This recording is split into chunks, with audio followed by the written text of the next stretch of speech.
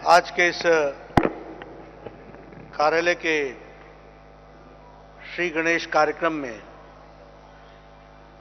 मंच पर उपस्थित हमारे असम के लोकप्रिय मुख्यमंत्री सम्मानीय हेमंत बिस्वा शर्मा जी, हमारे मणिपुर के हमारे जुझारू मुख्यमंत्री श्री एन बीरेन सिंह जी, हमारे अरुणाचल प्रदेश के मुख्यमंत्री पेमा खांडू जी, डॉक्टर मानिक शाह जी, हमारे मुख्यमंत्री त्रिपुरा के, हमारे राष्ट्रीय उपाध्यक्ष और हमारे वरिष्ठ साथी, लंबे समय तक जो सांसद रहे और यहाँ के प्रभारी श्री वैजयंत पांडा जी, हमारे राष्ट्रीय उपाध्यक्ष श्री एम चुबा राव जी, हमारे दिलीप सैकिया जी, विनोद सोनकर जी, हमारे क्षेत्रीय संगठन मंत्री अजय जम्वाल जी, भारत सरकार में मंत्री रामेश्वर तेली जी, हमारे अध्यक्ष असम के भवेश कलिता जी, राजीव भट्टाचार्य जी, हमारे मिजोरम के वनान मौका जी, अर्नेस्ट मौर्य जी, ब्यूराम वाघे जी, दल बहादुर चौहान जी, ए शारदा देवी जी जो हमारी मणिपुर की अध्यक्षा हैं, हमारे संबित पात्रा जी, मिस्टर किकॉन, पवन शर्मा जी, जिष्णुदेव बर्मन जी, वाई पैटन जी, हमारे चौनामिन जी, फणींद्र नाथ शर्मा जी, पी चंद्रशेखर राव जी जो हमारे पूर्व में संगठन मंत्री रहे, अभय गिरी जी, अनंत मिश्रा जी, सम्मानित मंच और इतनी बड़ी संख्या में यहाँ पर एकत्र आए हमारे गुवाहाटी के और आसपास के क्षेत्र के सभी सज्जन वृंद, देवी और सज्जनों, और मीडिया के मेरे साथी, प्रिंट मीडिया और इलेक्ट्रॉनिक मीडिया के मेरे साथी, मैं अपने आप को बहुत भाग्यशाली मानता हूं और मैं आभारी हूं आयोजकों का, जिन्होंने मुझे इस कार्यालय के उद्घाटन में बुलाकर उन्होंने वो सम्मान मुझे दिया और इस योजना में मुझे जोड़ा है।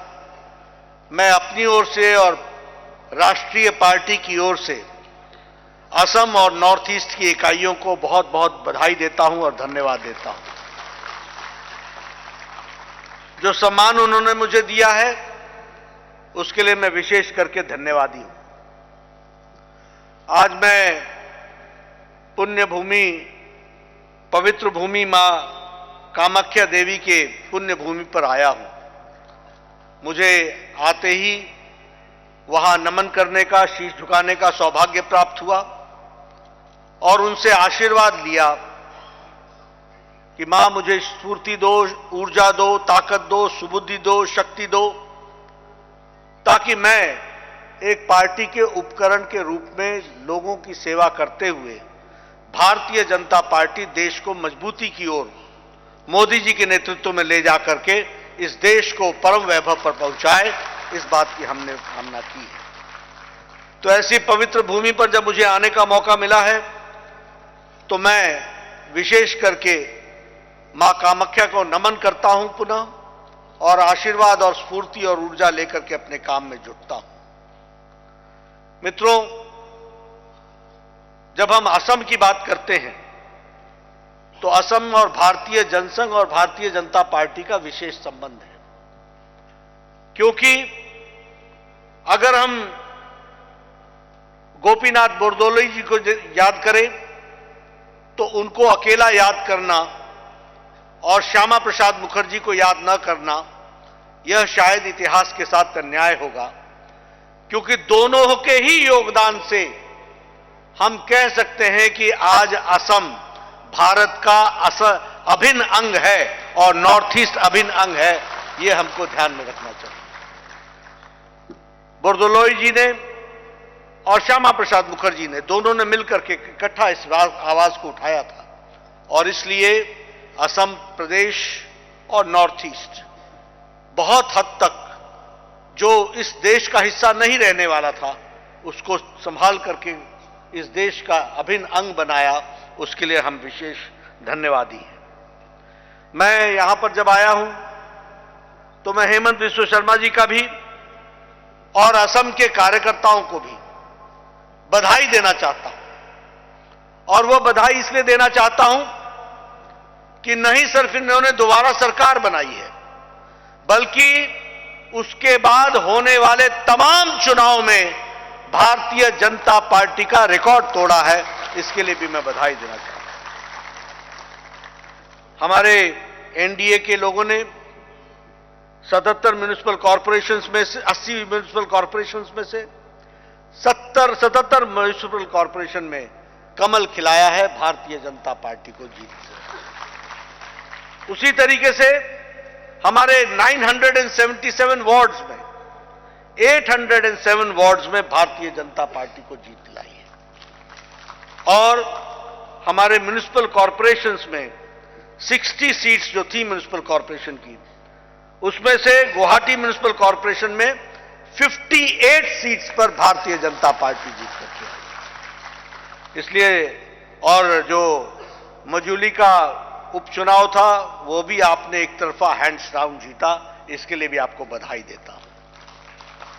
मैं जब गुवाहाटी में आया हूं और मैं अपने साथी हेमंत बिश्व शर्मा जी और उनके तमाम कार्यकर्ताओं को बधाई देता हूं, क्योंकि उन्होंने गुवाहाटी असम में नहीं सिर्फ सरकार बनाई बल्कि लगातार रिकॉर्ड ब्रेक जीत हासिल की है। इसके लिए बधाई देता हूं। मित्रों, एक बात और समझनी चाहिए कि भारतीय जनता पार्टी स्थायित्व के साथ आगे बढ़ रही है। कभी हमने नहीं सोचा था कि हम नॉर्थ ईस्ट में और असम में अपनी सरकार बनाएंगे, लेकिन आज हमें खुशी है कि अब हम सरकार नहीं बना रहे हैं, हम सरकारें बना रहे हैं और बार बार बना रहे हैं। इस बात को समझना चाहिए। हमने दोबारा असम में सरकार बनाई, हमने दोबारा अरुणाचल प्रदेश में सरकार बनाई, हमने दोबारा मणिपुर में सरकार बनाई, और अब बारी नागालैंड और त्रिपुरा की है, वहां भी हम सरकार बनाएंगे। इसलिए हम स्थायित्व के साथ आगे बढ़ रहे हैं। जहां तक कार्यालय का सवाल है, अजय जमाल जी बता रहे थे कि 2000 रुपए के किराए के मकान पर उजान बाजार में आपने कार्यालय लिया था 1981-82 में।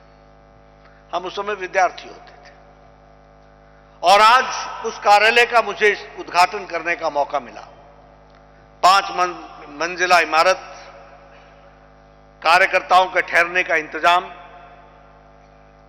साथ में हमारे पूर्णकालिक लोगों के ठहरने का इंतजाम, साथ में लाइब्रेरी, साथ में रेफरेंस सेक्शन, साथ में रिसर्च सेक्शन, साथ में कार्यकर्ताओं के लिए बड़ा हॉल, छोटा हॉल, कॉन्फ्रेंस हॉल,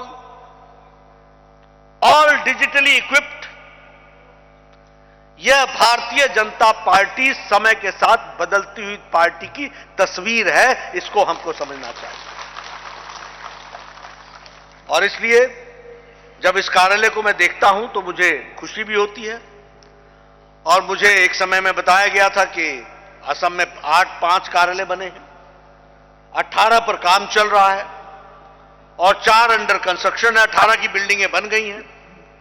और अभी मुझे हेमंत जी मिले थे तो उन्होंने कहा था सब जिले में एक कार्यालय भी बनाएंगे और एक गाड़ी देकर के जिले में पार्टी को आगे बढ़ाएंगे। इस बात के लिए हम काम करेंगे। ये जो बदलती तस्वीर है नॉर्थ ईस्ट में भी उसी तरीके से, और मैं बता दूं कि नॉर्थ ईस्ट का भी केंद्र यही उजान बाजार रहा है जहां से कमल खिला है हर प्रदेश के अंदर, और उसी को आगे बढ़ाने का काम हम कर रहे हैं। मित्रों, मैं बैठा बैठा सोच रहा था कि कार्यालय के बारे में कुछ आपसे चर्चा करूं। सबसे पहली बात तो यह है कि इसको हम कार्यालय बोलते हैं, इसको हम ऑफिस नहीं बोलते। हम कार्यालय इसलिए बोलते हैं क्योंकि ऑफिस जो होता है वो 10 बजे खुलता है और 5 बजे बंद हो जाता है, और कार्यालय की चहल पहल 5 बजे के बाद ही शुरू होती है, राजनीति का केंद्र बनता है। यह कार्यालय 24x7 है, 365 है, 7 डेज है, कभी बंद नहीं होता है। ड्यूटियां बदल जाती हैं पर कार्यालय निरंतर खुला रहता है। इस कार्यालय की एक खूबी होती है। और इसीलिए दो बातें मैं कहता हूं, आज के कार्यकर्ताओं से कहता हूं कि इस कार्यालय का सदुपयोग करो, रिसर्च सेक्शन का उपयोग करो, इसके डिजिटल वेबसाइट और बाकी सारी चीजों का उपयोग करो। दुनिया की कोई भी जानकारी हासिल करनी है उसका हासिल करो, स्ट्रैटेजी बनाने के लिए उपयोग करो, इंटरैक्शन करने के लिए उपयोग करो, एक दूसरे से चर्चा करते हुए नए नए तरीके से पार्टी कैसी खड़ी की जा सकती है इस पर चर्चा करो। लेकिन इन पार्टीज के इस कार्यालय के अंदर जो हार्डवेयर आपको ये बिल्डिंग बनाई गई है, जो फैसिलिटी आपको दी गई है, उससे अपना सॉफ्टवेयर इंप्रूव करो, कार्यकर्ता का ताकत को इंप्रूव करो। और इसीलिए मैं कार्यकर्ताओं को कहूंगा कि इसका सदुपयोग करो। दूसरी बात, कार्यालय नहीं है, यह संस्कार केंद्र है। और मैं जब युवा था और जब मैं फुल टाइमर था तो मुझसे लोग पूछते थे कि ये संगठन क्या है, ये पार्टी क्या है, ये ऑर्गेनाइजेशन क्या है। तो मैं उनको बोलता था कार्यालय आ जाओ। बोले वहां आके क्या होगा? मैंने कहा आ तो जाओ। आते थे बेचारे, अच्छे घरों से थे, जीन की पैंट, टी शर्ट। मैं बोलता था बैठ जाओ। बोले कहां? मैंने कहा दरी पर नीचे। ये जो दरी पर नीचे बैठते थे ना तो दिमाग भी नीचे आ जाता था। फिर मैं बोलता था यहां बैठ करके बैठक करो। बोलो बैठक क्या होती है? मैंने कहा सामूहिक सोच। बोले ये तो हमने पहली बार किया। तो मैंने कहा तो पहली बार ही तो तुम संगठन के काम में जुटे हो, इसके पहले तो अकेला चना भाड़ नहीं फोड़ता। यहां आओगे, एक साथ रहोगे, तब जाकर के समझ में आएगा। फिर मैं फुल टाइमर हो गया तो मैं कहता था अब ये दरी उठाओ, ये बाल्टी लो, पानी भरो, पूरे फर्श को साफ करो। बोले ये क्या काम है? मैंने कहा ये काम है, इसको समझोगे तभी पार्टी समझ में आएगी। पार्टी सिर्फ ऐसे नहीं चलती, अपनी चमड़ी और दमड़ी भी देनी पड़ती है। चमड़ी दोगे तब जाकर के काम बनेगा। 6 महीने बाद वही कार्यकर्ता बोलता था मजा आ गया नेता जी। क्या मजा आ गया? बोला अब तो हम देखो इनकलाबी हो गए, अब तो हम चल पड़े जिस रास्ते चलना है।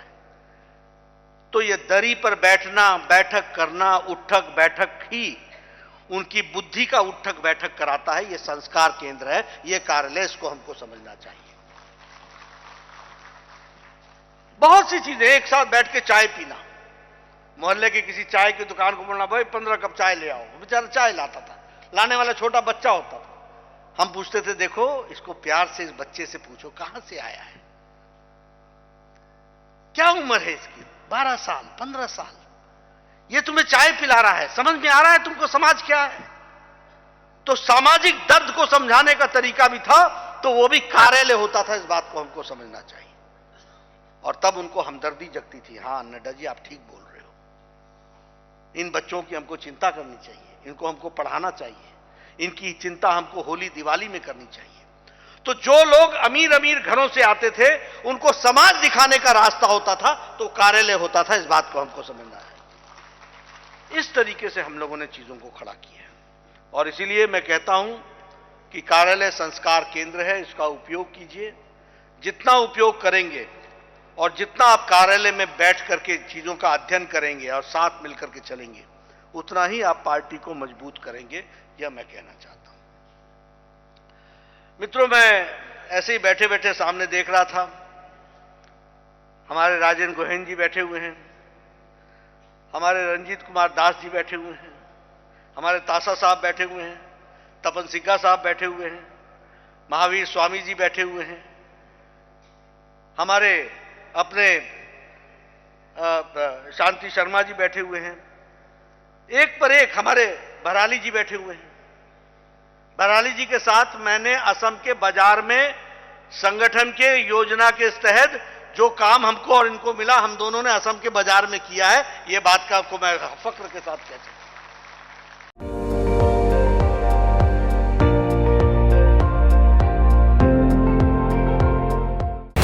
আপুনি চাই আছে ND24 সৰ্বশ্ৰেষ্ঠ নহয় সৰ্বোত্তমৰ দৌৰ।